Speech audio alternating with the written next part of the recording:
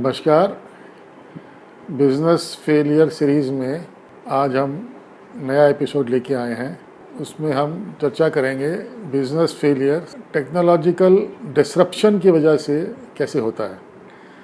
एक होता है टेक्नोलॉजिकल अपग्रेडेशन। अपग्रेडेशन में क्या होता है कि वही चीज़ धीरे धीरे इम्प्रूव होती रहती है। उसमें एक बिजनेसमैन या एक मैन्युफैक्चरर उस चीज़ को अपग्रेड करता रहता है और वो मार्केट में बना रहता है। पर बिजनेस फेलियर्स जो लोग ऑन कमिंग डिसरप्टिव टेक्नोलॉजीज़ को नहीं भांप पाते हैं और वो फिर उसमें ट्रैप हो जाते हैं और फेल हो जाते हैं। जैसे कि सबसे पहला एग्जांपल दें, हम टीवी एग्जांपल लेते हैं तो पहले सारे टीवी बनते थे कैथोड रे CRT के ऊपर, कैथोड रे ट्यूब के ऊपर बनते थे। उसमें शुरू में ब्लैक एंड वाइट आते थे, फिर धीरे धीरे वो अपग्रेड हो गया कलर पिक्चर ट्यूब में। और कलर पिक्चर ट्यूब में जब अपग्रेड हुआ तो कोई भी ब्लैक एंड वाइट वाले लोगों ने अपने आप को अपग्रेड कर लिया और कोई फेल नहीं हुआ। पर एकदम से क्या हुआ, LCD आ गया। LCD आया और जिन लोगों ने ऑन कमिंग टेक्नोलॉजी को नहीं भांपा और वो अपने आप को अपग्रेड नहीं कर पाए, वो वाइप आउट हो गए, फिनिश हो गए। उनका नाम भी कहीं नहीं है आज तक। हमारे यहाँ एक सैमटल कलर नाम से कंपनी होती थी, अच्छी कंपनी थी। उसकी पिक्चर ट्यूब अक्सर अच्छे ब्रांड के टीवी में लगती थी। आज वो कंपनी है नहीं, क्योंकि उन लोगों ने LCD टेक्नोलॉजी अडॉप्ट नहीं करी। और जिन लोगों ने LCD टेक्नोलॉजी अडॉप्ट करी वो भी बेचारे मारे गए, क्योंकि उसके बाद LED आ गया। अब LED टेक्नोलॉजी है वो चल रही है, उसको अभी मात करने के लिए कोई डिसरप्टिव टेक्नोलॉजी नहीं आई है। पर कब आ जाएगी पता नहीं। तो इसलिए you have to be careful about such things. और आदमी को एक ऑन गोइंग बिजनेस को थोड़ा सा फ्यूचरिस्टिक होना चाहिए और उसको ये देख लेना चाहिए कि इस बिज़नेस से हमें एग्ज़िट करना है या एटलीस्ट एक्सपेंशन नहीं करना है। पिछले कई सालों से इनकैंडिसेंट लैम्प यूज़ करते आ रहे हैं घरों में लाइटिंग के लिए, या ये ट्यूबलाइट जिसमें चौक होती थी वो हम ट्यूबलाइट यूज़ करते आ रहे हैं। अब ट्यूबलाइट में क्या है कि ट्यूबलाइट ने इनकैंडिसेंट लैम्प को रिप्लेस तो नहीं किया, पर वो टेक्नोलॉजी अच्छी थी। उसमें बहुत कम बिजली खाती थी वो, ज़्यादा रोशनी देती थी वो। पर उसमें कमी ये थी जो कम वोल्टेज पे उठती नहीं थी। हमारे देश में गाँव में या छोटे शहरों में वोल्टेज घटती बढ़ती रहती थी, इसलिए फिर वो इनकैंडिसेंट लैम्प ही यूज़ होता रहा और वो सस्ता बड़ा पड़ता था। इनकैंडिसेंट लैम्प की एंट्री पॉइंट जो है सिर्फ 8 या 10 रुपये थी। ट्यूबलाइट की एंट्री पॉइंट जो है 150 से 200 रुपये थी। तो पर इनकैंडिसेंट लैम्प इंडस्ट्री चलती रही, उसको कोई दिक्कत नहीं हुई। पर एक दिन क्या हुआ कि CFL आ गया। अब CFL जो है बिल्कुल डिफरेंट टेक्नोलॉजी, काम करने का तरीका बिल्कुल डिफरेंट, उसकी शेप डिफरेंट, सब कुछ डिफरेंट, पूरा डिसरप्शन हो गया। और इनकैंडिसेंट लैम्प के जो मैन्युफैक्चर थे सब फेल हो गए। All of them have been wiped off. अब आपको कोई भी इनकैंडिसेंट लैम्प वाला मैन्युफैक्चरर नहीं मिलेगा और इनकैंडिसेंट लैम्प अब मिलना ही बंद हो गया है।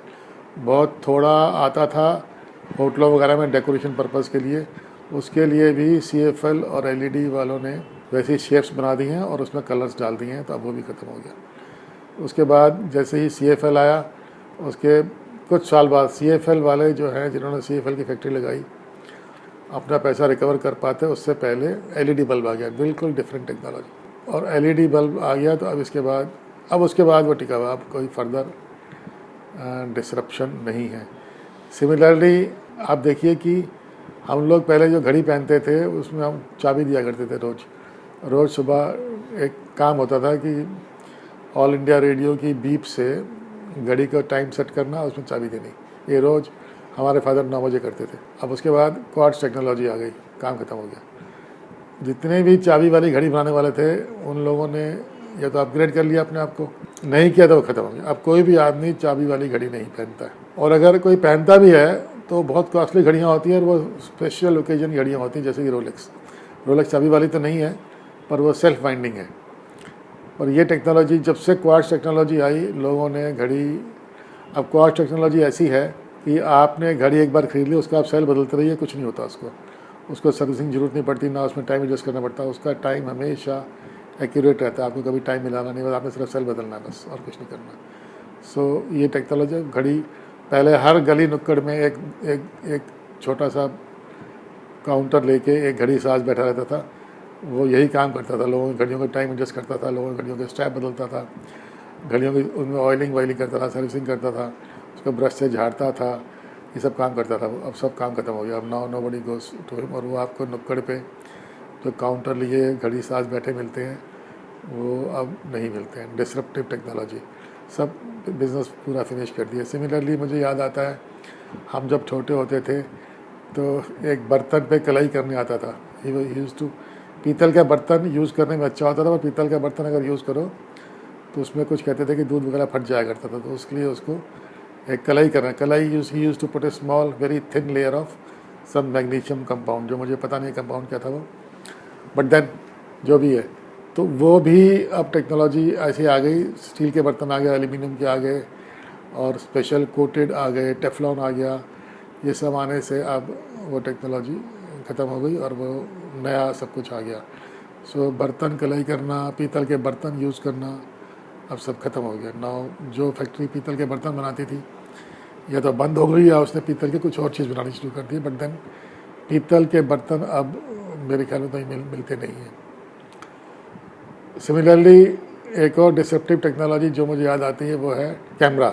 अब कैमरा बनाने की बहुत सारी कंपनियाँ होती थी, उसमें से ओलंपस थी, कोडक थी, और इन सब ने क्या क्या कंपनियाँ होती थी, पेंटेक्स होती थी कंपनी एक, जो देवानंद लिए घूमता था किसी फिल्म में, और भी मुझे अब कंपनी का नाम याद नहीं आ रहा है, इतनी ज़्यादा वो कंपनियाँ ऑब्सोलीट हो गई हैं, उनके नाम ही याद नहीं आ रहे। तो इन सारी कंपनियों ने कंबाइन टुगेदर ये डिसीजन नहीं ले पाया कि हमें भी डिजिटल टेक्नोलॉजी में घुसना है। और जब कैमरा डिजिटल हो गया, और कैमरा अगर आप एक टाइम ये आ गया था कि सबसे ज़्यादा कैमरा बनाने वाली कंपनी नोकिया हो गई थी, क्योंकि हर मोबाइल फ़ोन में कैमरा होता था। फिर मोबाइल फ़ोन के कैमरे इतने इम्प्रूव होते गए कि अब आपको कहीं जाना हो, कुछ भी करना हो, आपने फंक्शन में जाना हो, आपने शादी में जाना हो, आपको फ़ोटो खींचने के लिए अपना कैमरा लटका के ले जाने की ज़रूरत नहीं, आपका मोबाइल फ़ोन ही कैमरा का काम करता है और बढ़िया फ़ोटो खींचता है। आजकल के कैमरे जो हैं मोबाइल फ़ोन में बहुत ही बढ़िया आते हैं, और आईफोन के जो कैमरे होते हैं वो तो बहुत ही हाई डेफिनेशन फ़ोटो खींचते हैं। सो कैमरे की ज़रूरत नहीं है, फ़ोटोग्राफ़र की ज़रूरत नहीं है। बहुत सारी चीज़ें जो हैं ये डिसरप्टिव टेक्नोलॉजीज़ ने ख़त्म कर दी है। अब कोडक जैसी कंपनी जिसका टर्नओवर मिलियंस ऑफ डॉलर्स होता था, आज वो है नहीं। हम जब यूएसए गए थे तो हमें कोडक का कहीं बोर्ड लगा नहीं मिला। बस कोडक के नाम पे हॉलीवुड में एक कोडक का थिएटर है, अब उसमें पता नहीं क्या होता है, थिएटर में क्या होता है। वो ऐसा कहते हैं कि जो ग्रैमी अवार्ड्स या ये अवार्ड्स मिलते हैं कोडक थिएटर में होता होगा, पता नहीं, हम गए नहीं देखने के लिए। सो कोडक का नाम ख़त्म हो गया। और ऐसे ही अब मैंने बताया पेंटेक्स का नाम ख़त्म हो गया, ओलंपस का नाम ख़त्म हो गया। ये मैं इसलिए बता रहा हूँ, ये कैमरे मेरे पास थे, बाकी और भी कैमरे बहुत आते थे, पर वो सब खत्म हो गया। अब कैमरा आपको ले जाने की कहीं ज़रूरत नहीं है, चाहे कैमरा डिजिटल हो या ट्रेडिशनल हो। अब वो फिल्म डेवलप करने वाले ख़त्म हो गए। पहले हर मार्केट में एक फ़िल्म डेवलप करने वाला, एक फ़िल्म प्रिंट करने वाला होता था, वो भी ख़त्म हो गए। और कुछ लोगों ने तो बड़ा उनका फुल टाइम काम था, उन लोगों ने मल्टी लोकेशनल कलेक्शन सेंटर्स बनाए हुए थे कि जो आपकी फ़िल्म लेगा, और फिल्म एक धुलने एक जगह पे आती थी, उसके नेगेटिव बनते थे, फिर दूसरी जगह जाती थी, उसके पॉजिटिव बनते थे, और फिर वो आपको एक हफ्ते बाद लिफाफे में पैक होकर सारे नेगेटिव्स और सारे के सारे पॉजिटिव्स आपको दिया करते थे। वो सब खत्म हो गया। This is how technology is evolving. So अब जिस आदमी ने अपनी लैब बनाई हुई है, फिल्म की प्रिंटिंग लैब बनाई हुई है, वो सब खत्म। अब कोई फिल्म प्रिंट नहीं कराता। प्रिंट करानी होती है तो हम जाके फ़ोटो कॉपियर पर जाके उसको स्कैन करा के उसको प्रिंट करा लेते हैं। इतनी बढ़िया इमेज आती है, इतनी बढ़िया, उसको थोड़ी एडिटिंग कर देता है, वो आपके बाल उड़ा देता है, बाल काले कर देता है, सब कर देता है वो, जो कि पहले पॉसिबल नहीं था, वो सब कर देता है।